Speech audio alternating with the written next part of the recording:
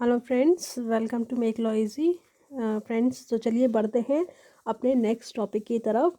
पर अगले टॉपिक की तरफ पढ़ने से पहले मैं आप लोगों से रिक्वेस्ट करना चाहूँगी कि अगर आपको मेरे वीडियोस पसंद आते हैं तो please like, subscribe and share ज़रूर करें। और अगर आपको ये लॉ से रिलेटेड जो भी वीडियोस मैंने बनाए हैं उनको देखना है तो आप प्लीज़, मैं डिस्क्रिप्शन बॉक्स में प्लेलिस्ट का लिंक दे दूँगी, आप वहाँ से जाके उन वीडियोस को एक्सेस कर सकते हैं। तो चलिए स्टार्ट करते हैं वीडियो। आज हम बात करने वाले हैं बायर्स राइट के बारे में। देखिए, बायर्स राइट जो हम बात करेंगे वो हम किसके अकॉर्डिंग बात कर रहे हैं? Transfer of property act. देखिए ना, किसके अकॉर्डिंग बात कर रहे हैं हम? ट्रांसफ़र ऑफ प्रॉपर्टी एक्ट जो है उसके अकॉर्डिंग जो बायर होते हैं उसके क्या राइट्स होते हैं। फाइन। तो इसमें भी हम क्या बात करेंगे कि बायर्स के क्या क्या राइट होते हैं। तो ये आपका जो मिल जाएगा, ये आपको ट्रांसफ़र ऑफ प्रॉपर्टी एक्ट के सेक्शन 55 के सबसेक्शन 6 में आपको ये कॉन्सेप्ट मिल जाएगा। ओके, तो चलिए इसको डिस्कस कर लेते हैं। इससे पहले हम सेक्शन 55 जो आपका बायर्स और सेलर जो है ना उनके लाइबिलिटीज़ और राइट्स के बारे में बताता है, उससे पहले हम आपका 55 के जो भी आपके सब सेक्शन 1 to 5 हैं वो डिस्कस कर चुके हैं। अब हम 6 को डिस्कस करेंगे। ओके, तो बायर के क्या क्या राइट होते हैं? देखिए, बायर्स जो होते हैं इसके फॉलोइंग राइट्स होते हैं। कौन कौन से फॉलोइंग राइट्स होते हैं? कि बेनिफिट्स ऑफ इम्प्रूवमेंट। सबसे पहले क्या होता है आपका? बेनिफिट्स ऑफ इम्प्रूवमेंट होता है। ओके, तो पहला बेनिफिट, पहला क्या राइट हो गया उसका? Benefits of improvement. और दूसरा है आपका चार्ज फॉर प्रीपेड कंसिडरेशन। तो इसको हम एक एक करके डिस्कस कर लेते हैं। सबसे पहले हम बात करेंगे बेनिफिट्स ऑफ इम्प्रूवमेंट की। ओके, तो इसमें देखिए, during the interval between the passing of ownership from the seller to buyer and payment of consideration by the buyer, if there is an increase in the value of the property, the seller cannot demand a price higher than one agreed upon before।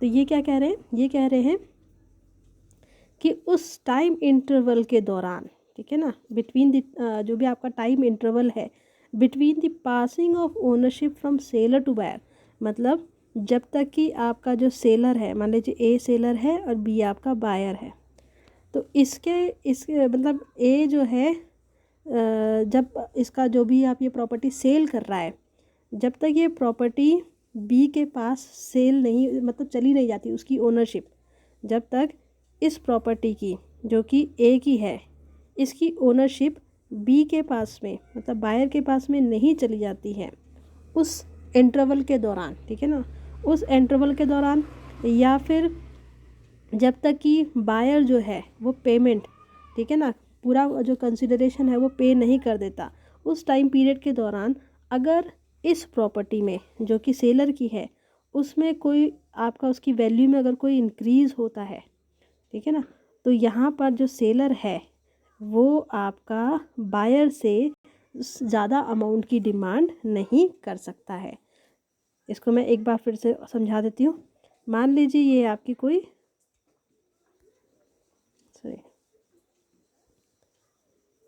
मान लीजिए कि ये आपकी कोई property है।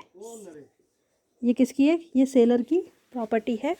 और ये जो सेलर की प्रॉपर्टी है ना, सेलर की प्रॉपर्टी है, इसकी मान लीजिए आज की वैल्यू कितनी है? आज की वैल्यू कितनी है? मान लीजिए 20 लाख रुपीज़ है। कितनी है? 20 लाख रुपीज़ है। और ये इसी वैल्यू पे इसको बायर को सेल कर रहा है। अब मान लीजिए अभी ओनरशिप जो है वो ट्रांसफ़र नहीं हुई है, कुछ मान लीजिए कुछ मतलब इनका सेल एग्रीमेंट बन चुका है बट ओनरशिप आपकी ट्रांसफ़र नहीं हुई है प्रॉपर्ली बायर को, है ना। जो टर्म एग्रीड है वो कितनी है? 20 लाख है। अब मान लीजिए इस पीरियड के दौरान कि जब तक आपका जो ओनरशिप का ट्रांसफ़र है वो सेलर से बायर के सेलर से बायर की तरफ अब पूरा नहीं हुआ है, पर सेल एग्रीमेंट हो चुका है, ठीक है ना। तो इस टाइम पीरियड के दौरान अगर मान लीजिए इसकी प्रॉपर्टी की जो कीमत है वो आपका मान लीजिए 22 लाख हो जाती है, कुछ बढ़ जाती है इसकी वैल्यू, तो यहाँ पर जो सेलर है वो आपका बायर से ज़्यादा अमाउंट की डिमांड नहीं कर सकता है। ओके, तो ये जो इम्प्रूवमेंट का बेनिफिट है वो किसको मिल रहा है? मतलब इसका जो प्राइस में इंक्रीज़ हुआ है उस प्रॉपर्टी का, खरीदने से पहले ही मान लीजिए उसकी वैल्यू बढ़ गई है, अभी उसकी ओनरशिप नहीं मिली है पर वैल्यू बढ़ गई है, तो इसका बेनिफिट किसको मिलेगा? बायर को मिलेगा। किसको मिलेगा? बायर को मिलेगा। Here the buyer is entitle to the increase in value of the property. यहाँ पर जो ये प्रॉपर्टी में इंक्रीज हुआ है ना, उसका बेनिफिट किसको मिलेगा? बायर को मिलेगा। किसका मिलेगा? बायर को मिलेगा। Where there is an increase in material value of the property and benefits arising from rents and profits derived from such improvement or increase, it is the buyer's rights to enjoy such benefits। मान लीजिए कि जो property है ना, उसकी material value में कोई increase होता है, ठीक है, या आपका कोई भी जो रेंट्स हैं, जो प्रॉफिट्स वगैरह हैं, जो कि किसी भी तरीके के इम्प्रूवमेंट, प्रॉपर्टी में इम्प्रूवमेंट कराने की वजह से डिराइव हो रहे हैं, तो उनका जो एंजॉय करने का जो बेनिफिट है वो भी किसके पास होता है? आपका बायर के पास में होता है। Okay, the buyer can also enjoy the repairs and improvements made by the seller after the completion of sale. मतलब एक बार सेल एग्रीमेंट आपका एग्जीक्यूट हो गया, सेल कंप्लीट हो गई, तो जो बायर है ना, बायर जो है उसके पास में राइट होता है कि वो ये जो बोलते हैं सेलर, सेल के बाद उस प्रॉपर्टी में जो भी रिपेयर या इम्प्रूवमेंट कराता है तो उसका बेनिफिट किसको मिलेगा? आपका बायर को मिलेगा। बायर उसको एंजॉय करने के लिए एंटाइटल्ड होता है। Since the buyer has paid the exclusive enjoyment of the property and its associated benefits, the seller loses his rights to derive benefits from the property after sale. तो ये क्या कह रहे हैं कि एक बार प्रॉपर्टी सेलर ने बायर को सेल कर दी, सेलर ने बायर को सेल कर दी, तो यहाँ पर आपका जो सेलर का राइट था ना प्रॉपर्टी को एंजॉय करने के लिए, या उससे जो भी बेनिफिट उसको बेनिफिट मिलते थे उनको एंजॉय करने के लिए, वो सारे राइट्स किसके पास चले जाएंगे? बायर के पास में चले जाएंगे। उसके पास में उस प्रॉपर्टी को और उससे एसोसिएटेड जो भी बेनिफिट्स होंगे उनको एंजॉय करने का एक्सक्लूसिव राइट मिल जाएगा उसको। ओके, तो ये तो हो गया आपका फर्स्ट पॉइंट। सेकेंड है charge for prepaid consideration. Prepaid consideration क्या होता है कि जो आपने फुल कंसिडरेशन नहीं करी पर आपने कोई टोकन अमाउंट दिया है, कुछ अमाउंट दिया है एज अ सिक्योरिटी या किसी भी तरीके का कोई अमाउंट पे करा है, जो कि बायर की इंटेंशन बताता है कि भाई हाँ हम लेना चाहते हैं, ठीक है ना। मान लीजिए ए है, एक कोई पर्सन है ए, दूसरा पर्सन है बी, तो आपका बी ने ए को आपका मान लीजिए 1 लाख रुपए दे दिया किसी प्रॉपर्टी को लेने के लिए। ये 60 हो गया तो आप 10 लाख ही 10 लाख समझ लीजिए, ठीक है ना। मान लीजिए बी ने क्या है आपका ए को क्या दे दिया, टोकन अमाउंट 10 लाख दे दिया। प्रॉपर्टी कितने की है? मान लीजिए प्रॉपर्टी आपका 80 लाख की है। कितने की है? 80 लाख की है। तो ये उसने अमाउंट दे दिया। ओके, तो इस पर अगर कोई इसका कोई चार्ज लगता है तो वो मतलब इस चार्ज लेने का, चार्ज का जो बेनिफिट होता है ये इस प्रीपेड अमाउंट पे, वो भी आपका बायर के पास में होता है। तो इसको डिटेल में पढ़ लेते हैं।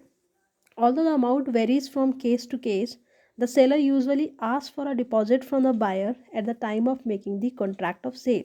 तो आपने देखा होगा जब कॉन्ट्रैक्ट ऑफ सेल बनता है तो जो सेलर है ना, जो सेलर है वो बायर को कुछ अमाउंट डिपॉजिट करने के लिए कहता है। बायर को क्या कहता है? कुछ अमाउंट डिपॉजिट करने के लिए कहता है जब सेल कॉन्ट्रैक्ट बनता है। The buyer can charge a lien on the property against the interest of seller and the property and the people claiming under him. तो यहाँ पर क्या है, बायर जो है ना वो लाइन चार्ज कर सकता है उस प्रॉपर्टी पे, ठीक है ना, on the property against the interest. किसके इंटरेस्ट के अगेंस्ट? सेलर के, या फिर जो पीपल उस प्रॉपर्टी पे क्लेम कर रहे हैं उनके against. Okay, and the interest on the deposit money that he had paid in anticipation of delivery. तो साथ ही साथ में जो उसने डिलीवरी की एवज में, मतलब जो उसने प्रीपेड कंसिडरेशन दिया है, कुछ अमाउंट पे किया है, उस पर इंटरेस्ट भी वो ले सकता है। Okay, this is a statutory charge and commences from the date of payment of consideration. तो ये आपका ये जो चार्ज होता है ना, ये कैसा होता है? स्टैट्यूटरी चार्ज होता है। और ये कब से कमेंस, मतलब कब से लगना शुरू हो जाता है? On the date of, from the date of payment of consideration. मतलब जब पेमेंट कंसिडरेशन जो भी आपका कंसिडरेशन अमाउंट है उसका पेमेंट हो जाता है ना, उसकी जो डेट होती है उससे ये आपका स्टैट्यूटरी चार्ज जो है अप्लाई होना शुरू हो जाता है। Interest on the prepaid amount last from the date of payment till the date of delivery. तो ये जो इंटरेस्ट है, देखो चार्ज चार्ज की हमने बात करी कि जो भी चार्ज लग सकता है उस प्रीपेड अमाउंट पे, वो स्टैट्यूटरी चार्ज होता है, और वो आपका स्टार्ट हो जाता है किससे, जब पेमेंट ऑफ कंसिडरेशन है उस डेट से, जिस डेट पे पेमेंट ऑफ कंसिडरेशन की गई है उस डेट से। और इंटरेस्ट की अगर हम बात करें तो interest on the prepaid amount, जो आपका प्रीपेड अमाउंट है ना, जो मतलब पहले अमाउंट पे किया है उस पर जो इंटरेस्ट लगता है वो आपका कब तक चलता है, जिस डेट से पेमेंट की है और till the date of delivery, मतलब जब डिलीवरी कर पोजेशन डिलीवर कर दिया, ठीक है ना, जिस डेट पे पेमेंट किया, जिस डेट पे पेमेंट किया और जिस डेट पे आपका पोजेशन डिलीवर करा, ठीक है ना, इस दौरान तक आपका वो लास्ट करती है। एक बार डिलीवरी ऑफ पोजेशन हो गया तो ये आपका इंटरेस्ट का भी मतलब इंटरेस्ट उस पर चार्ज नहीं कर सकते। However, the exception to this charge on prepaid consideration is when the sale is invalid or the buyer himself commits a default.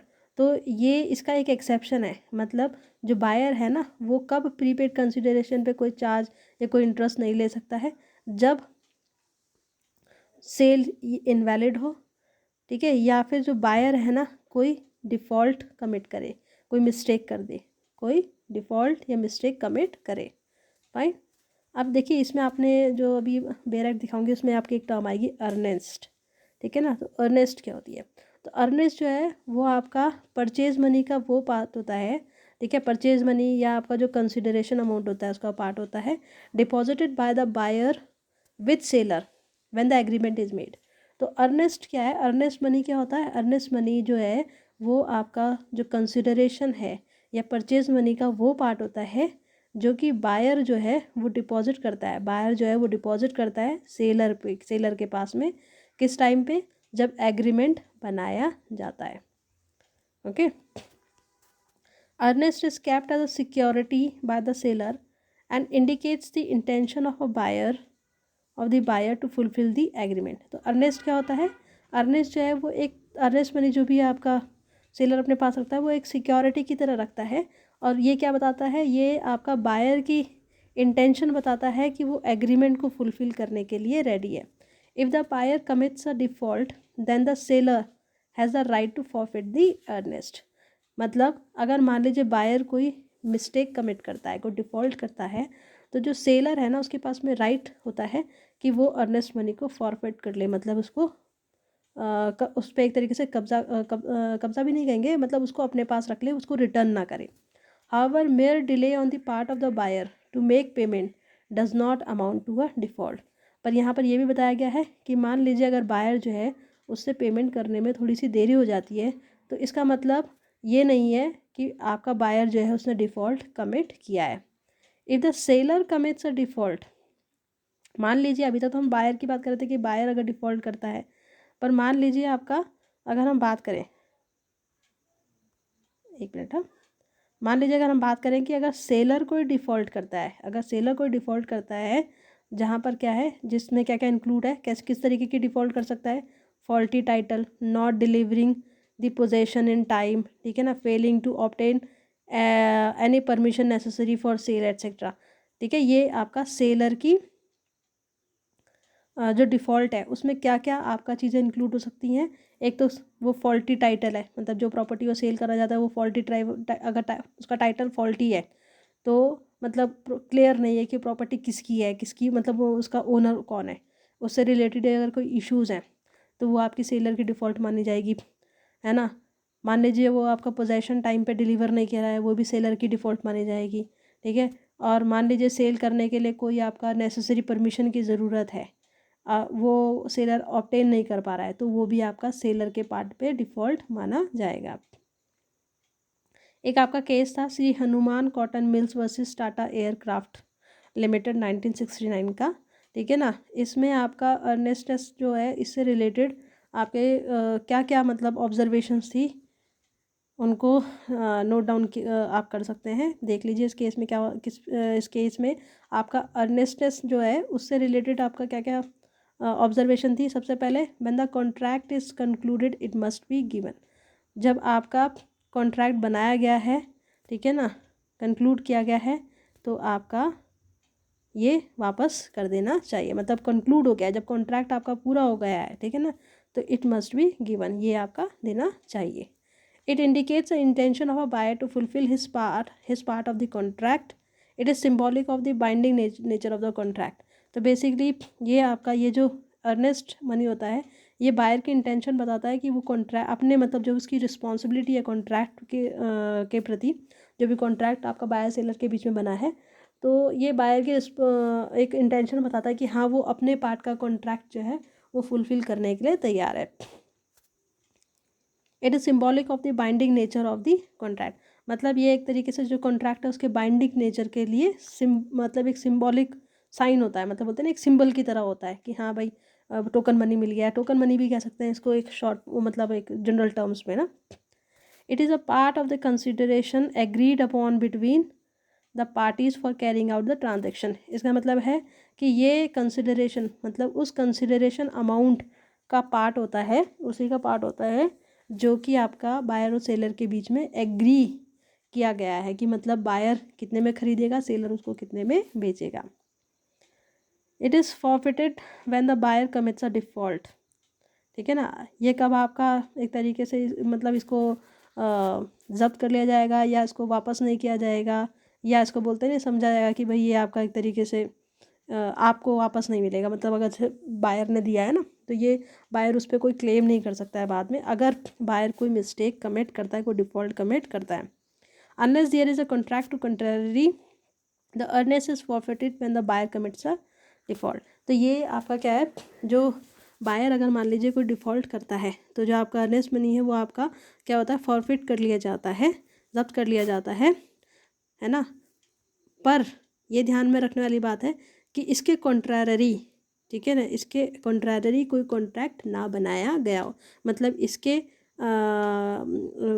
बोलते हैं ना इसके अगेंस्ट कोई कॉन्ट्रैक्ट ना बनाया गया हो, ठीक है ना, किसके बायर और सेलर के बीच में। तो बेयर एक्ट जो है उसमें आपको इस तरीके से मिल जाएगा। ये देखिए ये बेयर एक्ट की लैंग्वेज है, ये भी आपको मैंने साथ में जोड़ के दे दिया है। तो फ्रेंड्स ये टॉपिक हमारा कंप्लीट हो गया। अब हम इसके बाद में मॉर्गेज की तरफ बढ़ेंगे, ठीक है ना। तो चलिए मिलते हैं फिर नेक्स्ट वीडियो में। Till then bye.